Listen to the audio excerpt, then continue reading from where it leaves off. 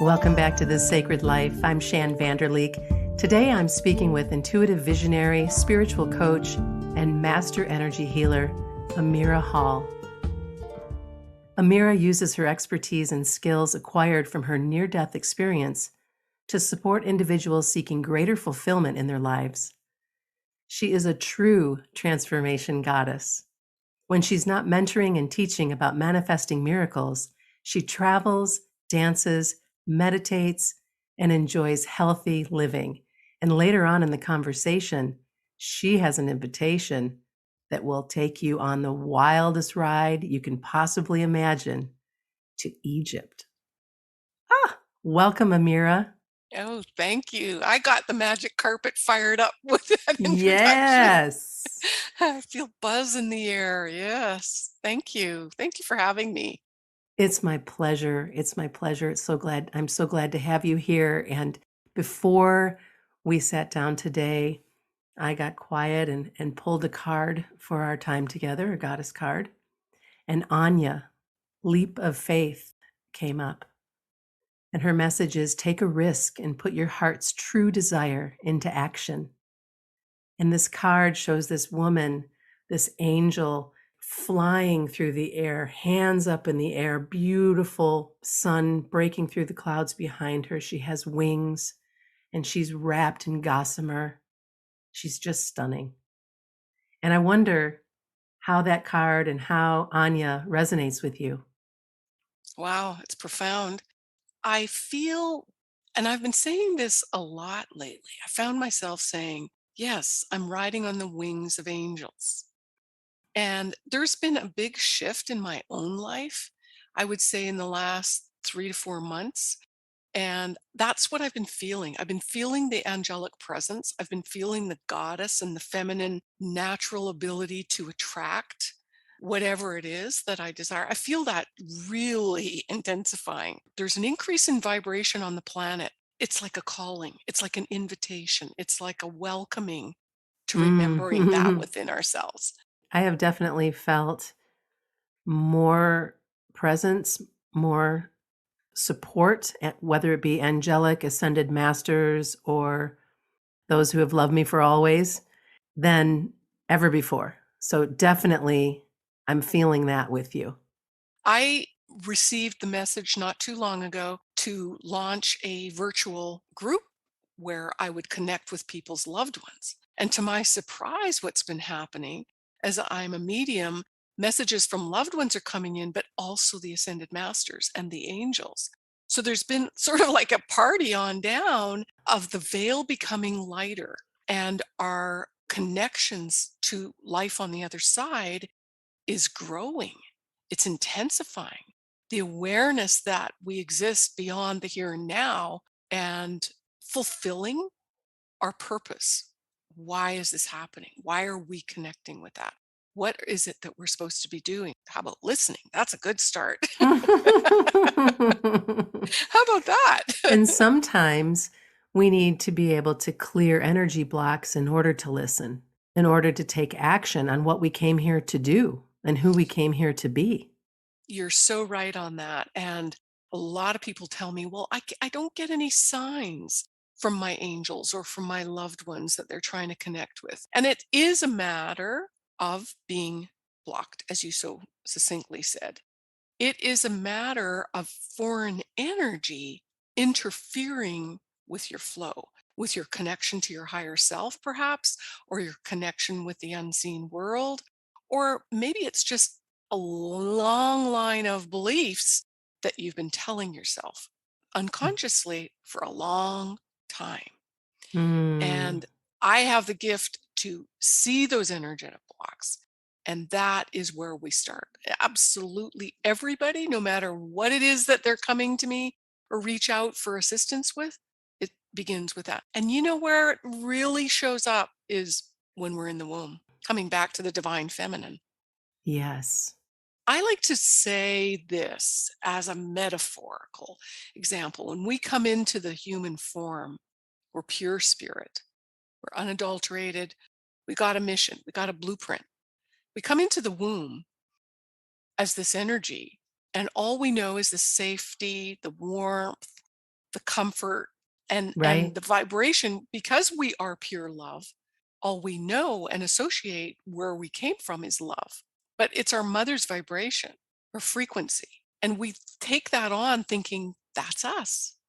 Now, for a lot of people to wrap their head around this is a little bit of a stretch, but it's pure energy. But unconsciously, you're absorbing mother's beliefs, feelings, her experiences, her world. And then we're born, we're matching our friends and colleagues and extended family, father, and teachers, and we go on with friends and on and on and on and on. And we don't realize we're this an accumulation, this archive of data, information, experiences of everybody else. Oh my gosh. Well, on that's kind of good news because all of what we a lot of our struggles aren't us. Right. It's I just spend a that. lot of time asking myself, who does that belong to? Or whose voice is that? Or Right. whose opinion is that really? Right. I love to know that when we hit puberty, what we're really trying to do unconsciously is release what we are not. We're trying to push out mom and dad's energy, the big people in our life, or the first people that were influencing us, and we rebel because we're trying to find that soul's message, that blueprint. Why am I here? Why am I here? I'm different. I know I'm different than everybody else that I'm with, right? We all feel that. And we seek out somebody that can understand us because we are different. Depending on the culture, I work with a lot of Middle Eastern people and Hispanic and different cultures. The Indian culture, they stay close together and they are so involved with each other's dynamics. And our culture here in the West, we have that way to separate, but we don't go into finding the buried treasure, so to speak. It's a process of separating those energies that aren't us Mm, to reconnect with what's already there. It's really very simple. I don't get involved with telling my clients who and what they should be doing because their soul and their essence knows what they're here to do. sure. It's just It, being a process of revealing like a sculpture. When we sure. start to carve, let's say from a rock, we have to chisel away, and then that beautiful sculpture appears. When you're working with your clients, whether one on one or in a group session, where do you begin with clearing energy? What kind of practice do you lead them through? And can you lead us through a small clearing today? The first thing I saw was that I don't see the chakra as a static thing. And you've probably heard it's a wheel of spinning energy. I almost see it as two wheels of energy that are spinning one clockwise, one counterclockwise within each other. And they're creating this dynamic kaleidoscope of patterns. So if you figure that each chakra has got this pattern emerging, when I tune into someone's vibration, one color or one aspect of that pattern will flash at me or trigger me to where I begin. Gotcha. It's very complex if we want to, with our intellect, try and dissect this. For me, it happens very quick. It's almost like I get a little video or a collage of starting points. Like, oh, I see, a block, let's say when you were 5 years old and someone locked you in a room or shut a door, and I see you crying and you can't have what you want. So it might be something like that that is long forgotten and seems to not even be relevant to today's issues. The first thing we do in all of my training is learning how to be grounded. Yes, yes, yes, yes. And a lot of people talk about this, and I mean teachers or mentors, but I'm not sure they know really how to be grounded. And I use the grounding cord from the base of my spine. So I envision a tube or a laser beam or a USB cord, and I secure it at the base of the spine, the first chakra, and I drop it to the where I envision the center of the earth. And then what I do is, as it's nice and taut, I give it a little tug, make sure it's anchored there. Then I give it permission to, in meditation, expand and meet the edge of my aura. So even if we did that right now, the tone of our conversation will get a lot more centered and present. Mhm. And you can maybe feel that yourself as I'm doing this for us. And then, even in my daily practice, if I'm washing the dishes or changing the bed sheets or getting in my car and driving, I practice being grounded. So Mm. I'm hooked to the center of the earth. And in meditation, what I do is I activate a little button that I envision or imagine that's activating gravity.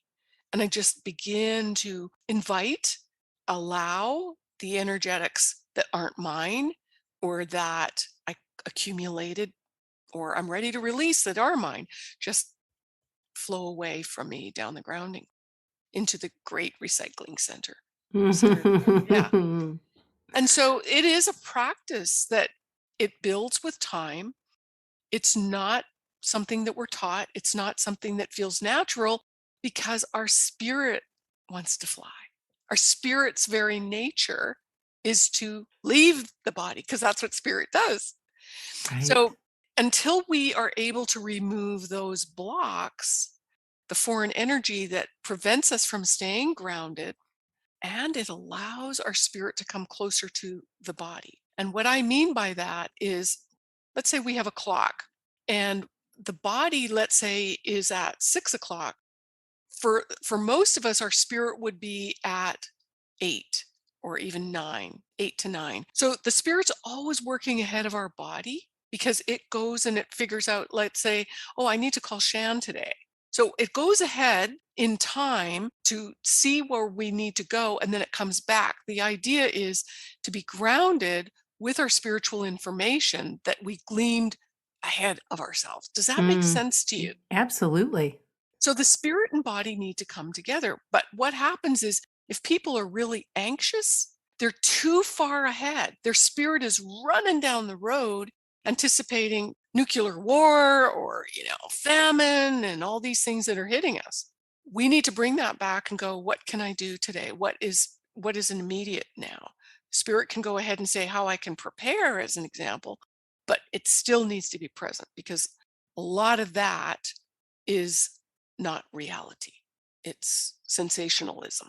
Sure. Right now, we're seeing so much overwhelm and hyper awareness. And my goodness, after 2 years of crazy business going on, Mhm. for 2 years, crazy business, divisiveness, Intense so crazy. intense, all the stuff that's been going on, while the majority of us have been just trying to live our lives, love each other, do the best we can, and pray and ground and do our work and hope that it will pass. But in the meantime, everything's changed.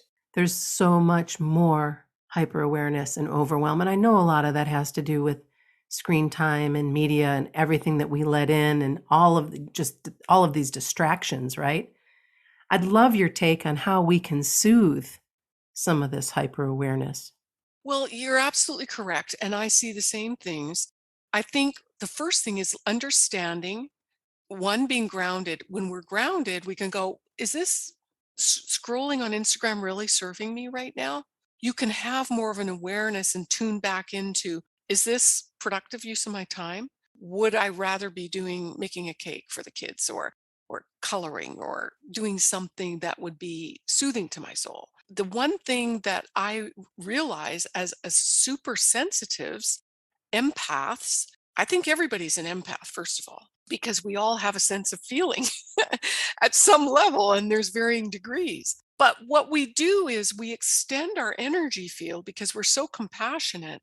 Nobody's taught us how to have a healthy aura, which would be arm's length around us. So if your aura is so far out there that you're healing your whole city, you're going to lose steam.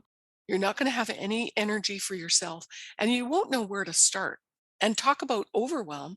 It won't only be your issues and concerns, but you're taking in everybody else's, which is not your job, Mm, none of your business.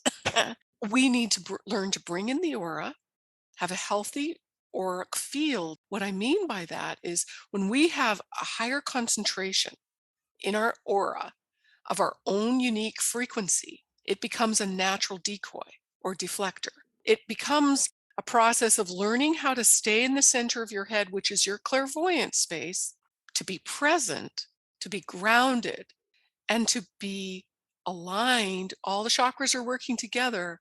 And that's where not only are we becoming a powerhouse in terms of manifesting, but we can then say, I can send, let's say, a golden rose or a golden ball of energy to those folks suffering and struggling. And I'll stay in my aura because I'm going to better serve them with a strength and a connection that they need right now versus me getting scattered and lost. Does Oh, that make I sense? love that so much.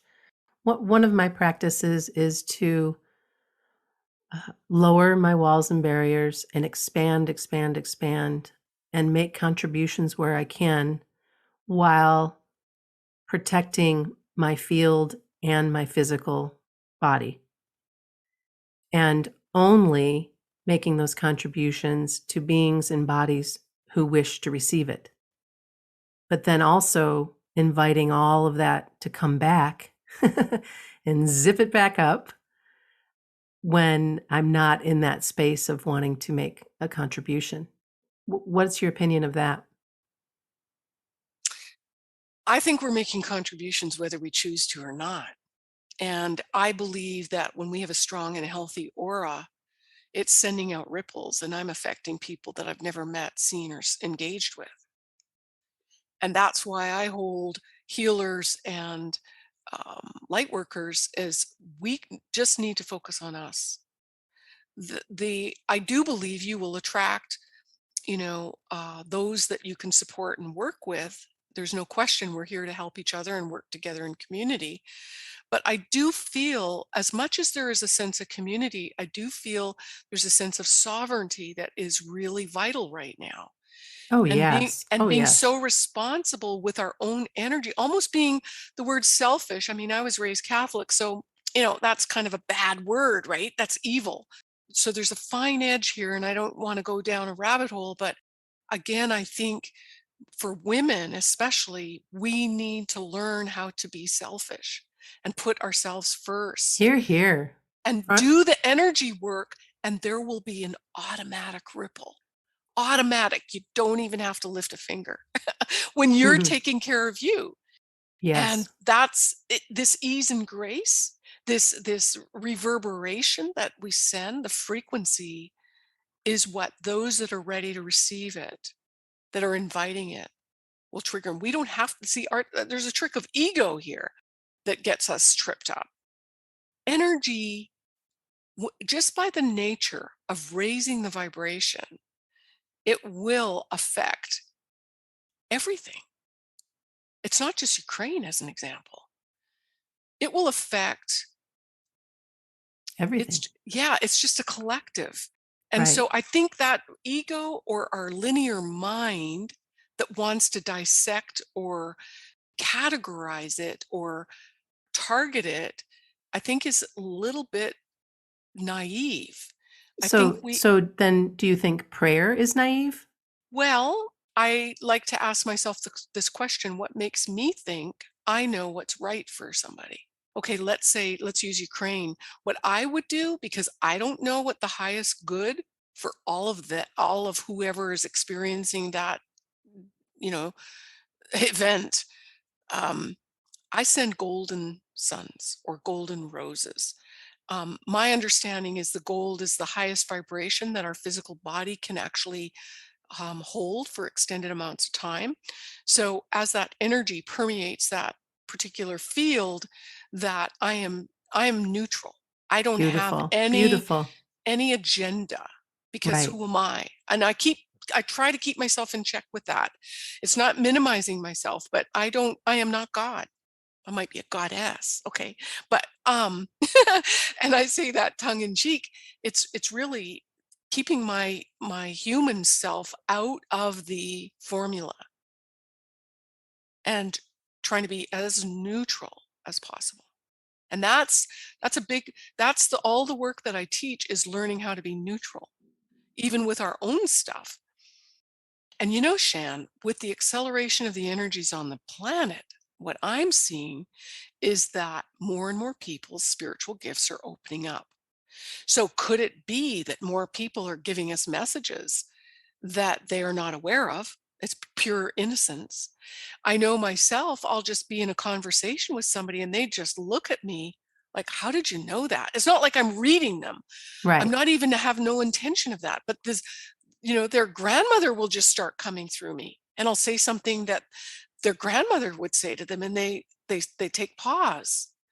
So this is happening for more and more people, that we aren't going to be able to, the veil is getting thinner. We can't stop the messages coming in. Right, right. So being not, I guess receptive is one thing, but not being receptive means that we've got some energetic blocks so that we can have these communications and Mm. change and heal and be aware that it's an invitation to shift something, to be more present, dynamic in the moment. We're growing, we're processing, and we get to let it go. I love the fact that energy's neutral. And if you've got lots of mom's energy still in your energy field, which we all do, um, great. It's not that mom's an evil ogre. It's just mom's energy. It's neutral. It belongs to her.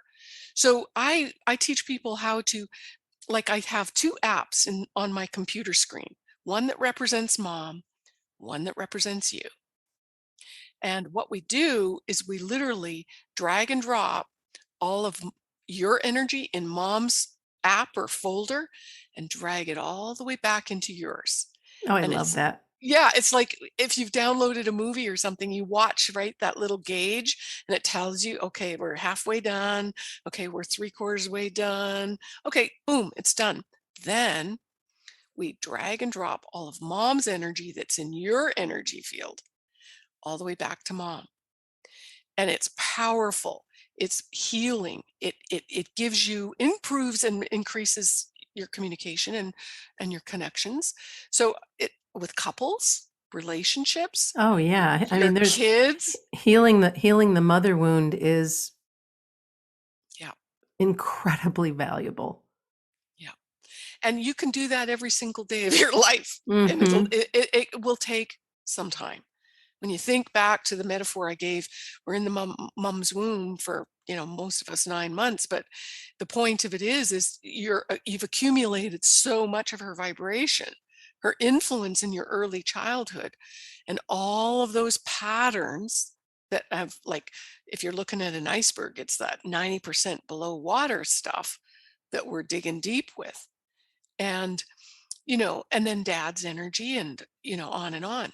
It usually starts though, in the work I do with people, like the most recent experiences we are the first to go, it seems. Mhm. And mother's energy takes, it seems like, the longest. Yeah. That's been my experience. It doesn't have to be. I Right. mean, Makes sense though. yeah.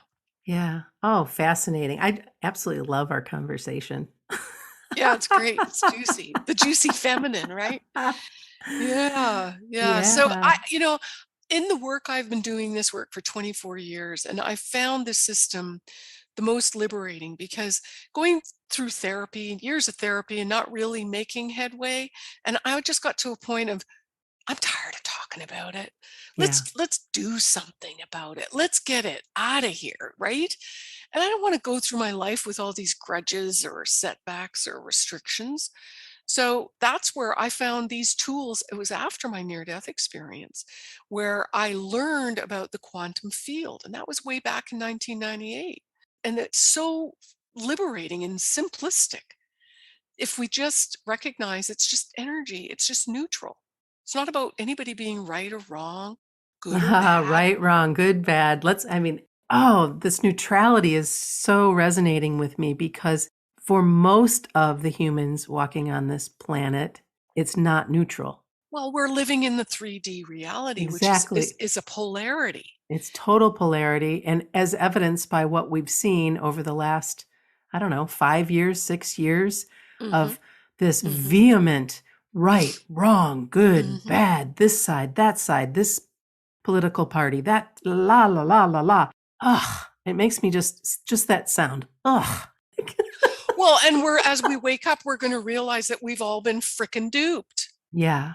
And that's since the beginning of time, or like the last 20,000 years that Right, right. It's not just like it humanity's started 5 years ago. yeah, yeah. We've been in this void, this amnesia.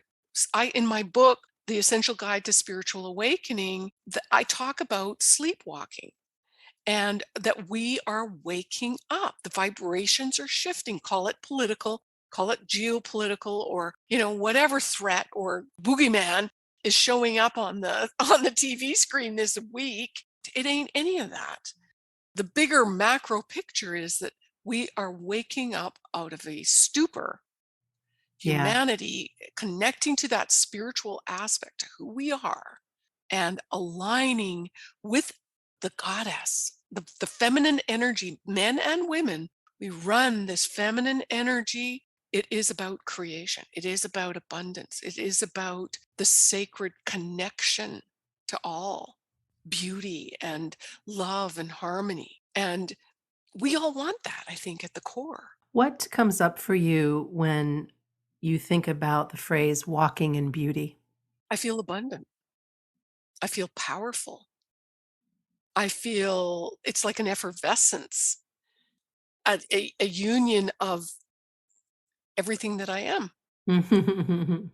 And I'm not talking on the outside. I'm talking Right. about that feeling that I connect with. It's a gentleness. And when on my walks, there's a part of my path that I take regularly down by the river, and there's a concrete path, and there's grass on either sides. And then there's a portion where it's small little rocks. And I don't like walking on the rocks because it's so crunchy. And what I realized is that taking in the beauty all around me, I don't want to disturb that essence that I'm feeling. So I take myself onto the grass, and Mm. I've been walking lightly and paying attention to how I walk in my apartment, how I walk up the steps. How am I walking? This has been growing for me personally, of being light, Yes. being attentive to how I'm participating and my footprint on the planet, and creating that harmony along the way. That's my personal goal and objective. And it starts with, hey, your morning walk, I or love that. every step along the way. That leads me to your most favorite divine feminine ritual. I'm sure that walking is a part of it, but what else? For me, of course, meditation. That is the most important thing, I think. I do love my baths, walking and connecting with nature and the birds. Lately, cardinals have been coming to me. My dad comes to me as a cardinal. They show up, and it's been regular on my Mhm. path over the last few weeks. And so that's my hello in spirit in nature. Um, Puts a smile on my face. Yeah. And you seem to me, from the outside looking in, to be living a, a sacred ritual. Your life is your sacred ritual. Would that be an accurate assessment? Gosh, Shan, that touches me. I thank you. I'll acknowledge that. My purpose. I'm walking on purpose, uh, Right, right. and I'm doing the work. It's not always been a cakewalk. I'm finally, I think, reaching a phase where could be the crone in me that's stepping into my power in ways that I never thought Yeah. possible. Perhaps. And yet here you are. Yeah, Well, and the it's reason why I beautiful. bring that forward is because when I asked you that question and it kind of caught you off guard, I almost giggled because in my opinion it caught you off guard because it's the way you live. So how am I supposed to how am I supposed to identify this one or two or three things when being on purpose and living life the way that you are, the way that you're choosing to move through the world is your sacred life. Yes. I just Mm. never heard it phrased that way. But yeah, my intuition is cranked up, and I teach people how to access that because I believe with everything we've been going through, more than ever, this is what we have to rely on. Yes. We cannot rely on media or other people's information. It really requires us to double and triple check ourselves. I think all of us are here to live our purpose. And finding that doesn't have to be complicated. It's being awake is your purpose. It's having being connected to your energy and knowing that that is what you are and you have command of it. That's your purpose. Mm. Here's to more people waking up every day. Here's to Yes. more people going, oh, wait a minute, I do have choice.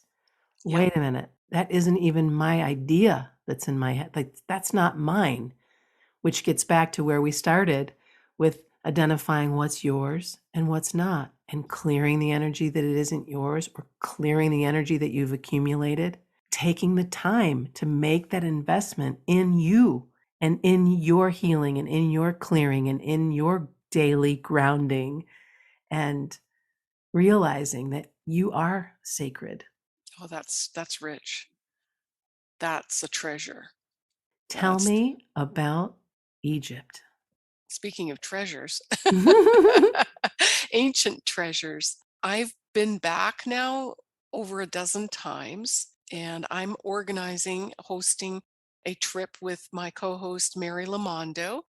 We are taking spiritual seekers on a 12-night journey to Egypt. We've labeled it the Divine Union, and Mm, the Divine Union, the Sacred Feminine. We will be culminating the 12 nights, the 14 days through the divine energies of Egypt, connecting with the Taurus energy in the Great Pyramid on the full moon eclipse. We will be, holy. yeah. All right, you just blew my mind. Why? Because that's going to be so incredibly potent. Yeah. And so the importance, I think, of Taurus lines with everything that we've been talking about. We're connecting with our soul codes, our star codes, and the Hathors, which are so much about divine love and healing energy. But this Taurus energy is grounding. So there's a sense of being in everything that we talked about today, this divine beauty and abundance and sensuality, Mm, but in a presence that's never really been anchored, I think, on the planet. You know, the seven Hathors, the seven sisters, they birthed our souls into existence. That's the story behind it. And they bring our soul into a life form through the sound and everything beauty, aromatherapy, um, art, dance, learning about loving ourselves, the cooperation and our interconnectedness in terms of creation and manifesting through the arts, through beauty. So we're going to be activating those parts of ourselves, connecting and remembering more of who we are, why we're here, and accelerate those abilities or skills or soul dreams that you have to fulfill here in this body. where can our listeners learn more about this awesome opportunity? AmirahHall.com. And at the top, there's a tab that says Egypt Tour. So Perfect. it's Amirah, AmirahHall.com. So I am buzzing with energy because Sekhmet, who before the show you showed me the picture of your artwork, Sekhmet and the Hathors and Isis, they're all aspects of the same divine beauty, Mm, goddess mhm. energy within us. And we are being fired up into remembering our power, stepping into our power. And in your message that you said with Freya, is doing something, what was it, adventurous. Um, Unleash your adventurous side. yes, Take risks and be daring. yes. Oh my gosh, I got chills as you're saying And your that. card for our conversation was also take a risk and put your heart's desire into action. So both of those cards, Freya came up for the month of April, and then Anya came up for our conversation today. So there's definitely a pattern here Yep, yep, yep, inviting us to our yep. boldness and to take risks and be daring. And The divine feminine. yes, Yeah, so yes. Mary has been to Egypt many, many, many times. She lives there part-time. She's an Egyptologist and an astrologer. We have a dynamic trip planned, and so we're going to have private times of channeling and meditation and really clearing the blocks that we have ourselves to be able to step into this divine beauty that we're Hmm. holding within ourselves. Wow, that's Men awesome. and women. It's not just a feminine in terms of female bodies, but Right. the feminine energy within males as well is being Hmm. activated. Yeah. Yes, and the more we see, the more people who are balanced, masculine and feminine energy, what a world we will be living in. The giving and And receiving. receiving, yes. Yeah, just Yes. being in the dance of flow and living in abundance, like really owning it, not just saying Mhm. affirmations till you're blue in the face, but it's like being in the matrix of abundance. I'll It's a join very I'll different thing. I'll join you there, Amira. Okay, we're in it right now. I We wanna don't have to be into the future. Let's have it Yeah, right now. we're in it. We're in Yeah, the yeah, yeah, yeah. circle. Oh, thank you so much for sharing this conversation with me today. I've enjoyed you, your company, your brilliance, your beauty. Thank you so much. Thank you, Shan, with all my heart and soul. That was Amirah Hall. Learn more about Amirah at amirahhall.com and be sure to register for her free Stress Buster guided meditation. And you'll also want to check out her new release, An Essential Guide to Spiritual Awakening. She also has a new coloring book called Vibe High and Watch Magic Unfold. Again, that's amirahhall.com.